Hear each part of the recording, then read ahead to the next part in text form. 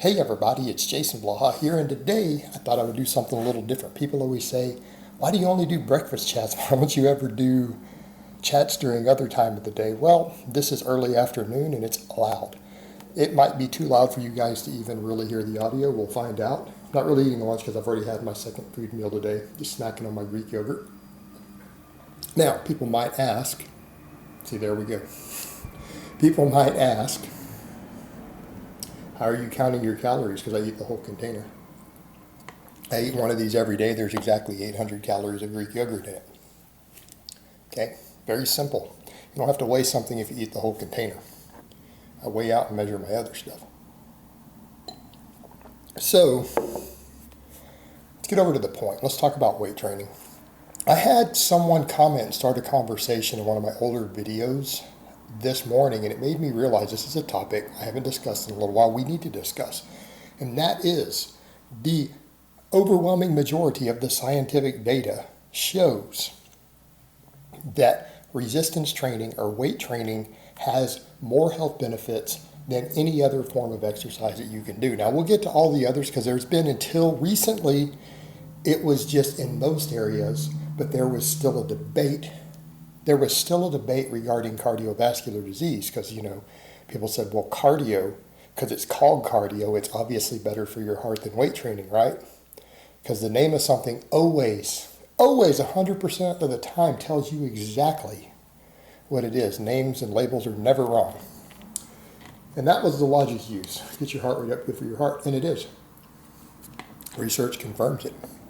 However, and before I go here, I want people to understand, I advocate people doing cardio and weight training together. Okay, I want people to understand that. I do cardio almost every day. A lot of people don't necessarily believe that, but I do cardio every day. I do cardio more days a week than I do weight training. However, weight training is the most important. We had a meta-analysis a couple years ago, and I've linked it, I think, at some point. Tried to. I'm careful about linking studies. I've gotten strikes on YouTube for linking studies before, so I don't do it anymore. People say, well, why can't you do it? Well, I don't care. I'm not going to argue with you. If you can't go find it yourself, it's not my problem. I am not losing my channel over linking videos. I'm not doing it. Too bad. You can use Google like the rest of us do. I'm not being a dick. It's just that I've gotten in trouble with YouTube for linking studies from the Harvard School of Medicine before on vitamin C. All right? So I don't link studies. I generally don't. It's easy enough to find. But a big wide-scale study was done on this to find out how exercise affects cardiovascular risk, and they found that resistance training actually improved cardiovascular health when it was done by itself, slightly more than doing cardio did. It wasn't a huge difference, but it was a statistically significant difference. That tells us that if you're going to do only one form of exercise, resistance training has the most benefits for heart health by a very tiny margin. Now, the study also found that people who both do even better. No surprise there because, again, we generally know heart disease is lowest in people who are both strong and cardiovascularly fit. They tend to go hand in hand, and it has to do with not because of just the heart health end. It has to do with all the other health benefits from resistance training carrying over to your heart health. And it's not that weight training gives you the same degree of conditioning. It's all these other factors are just good for heart health in general. You get really conditioned on top of it, you're in a whole nother tier. My God, you eat a good, healthy, balanced diet on top of weight training and cardio, and your heart disease risk goes absurdly low, unless you just really lose the genetic lottery there, which I'm possibly in that category. So, another reason I do both. Okay, my mother died of a heart attack at age 47. I am 44. I do my cardio. I don't risk it. I do both. Okay? But then when we look at all the other health benefits, most other areas, resistance training destroys other types of exercise. Bone density, enormous. Other forms of training do not improve bone density. Weight training does You guys remember my DEXA scan, all these years of heavy lifting and powerlifting? My DEXA scan showed that I was fourth standard deviation on the bell curve above average on bone density past age 40. That's compared to 20-year-olds. Okay? It matters. Bone density, big one.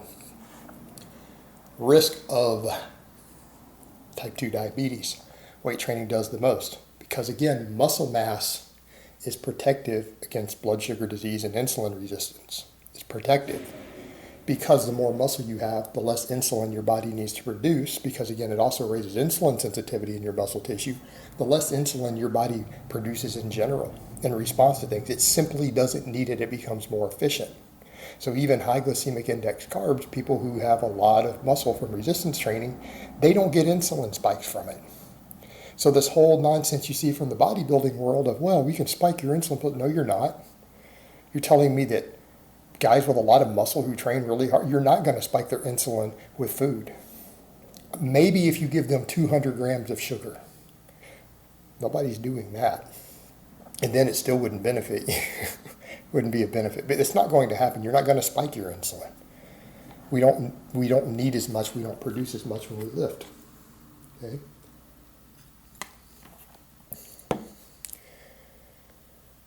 Weight loss. We've got to be honest here. Cardio can be a slightly useful tool for weight loss. I'm not saying it's pointless. It can help. Okay, but it doesn't increase your resting metabolic rate. It doesn't increase calories you burn outside of that from other activities because it doesn't put muscle on you. And in fact, what we find is that frequently when you add cardiovascular activity when in a calorie deficit, you start losing muscle quicker, number one. Number two, your NEAT goes down. And people forget your NEAT, your non-exercise activity thermogenesis, is an enormous chunk of the calories you burn every day, up to 50%. Okay? Up to 50%. When you add cardio in, your body reduces NEAT to compensate because it knows you're in a calorie deficit. You get more sluggish, you don't move as much, you have less NEAT. You become more sluggish and less active. When you add cardio, you can actually your body will start reducing NEAT outside of the cardio. So your 500 calories of cardio burned during the cardio might reduce your NEAT by 300 calories for the day. So you end up only burning an extra 200 calories. Weight training adds muscle to you over time. It raises your resting metabolic rate and it raises the amount of calories you burn doing everything. And I'm not talking about if you just train a little. If you train quite a bit and you've put on 15 pounds of muscle, 20 pounds of muscle over a couple of years of training, what happens? Your body burns more calories not just when you're sleeping and laying around, but when you're actually moving, that movement itself burns more calories because you have more metabolically active tissue. It makes weight loss a lot easier. Makes maintenance after weight loss even easier still as far as fat loss goes. We also know that when you weight train during weight loss, you preserve muscle much better, right? Because a lot of times when people are losing weight, up to half of the weight they're losing is muscle tissue, which means their metabolism is spiraling down. Just cardio doesn't seem to help with that. It can exacerbate it. Weight training offsets it in the other direction so that your energy turnover stays higher. So after you've lost the weight, someone who lost the same 50 pounds, who did a lot of weight training versus someone who didn't, their energy turnover might be 400 or 500 calories higher as a result of it at the same body weight after the same weight loss, and they will have lost more fat even though they lost the same amount of weight, and they have a higher energy turnover, so it's easier to maintain the weight loss. So weight training technically wins there. Now, come back over to that point.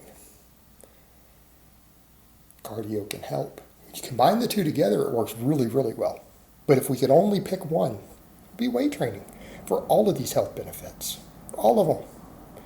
In terms of every aspect of longevity, quality of life, even your ability to offset the effects of aging, weight training wins hands down. It is the healthiest form of exercise. However, I always add in that point that you can get further benefits. You can get further benefits by doing other stuff like cardio and conditioning work, and I generally am an advocate of it. All right, guys, but that's really all I have to say on that today. I hope it's been informative, and I will talk to you guys next time.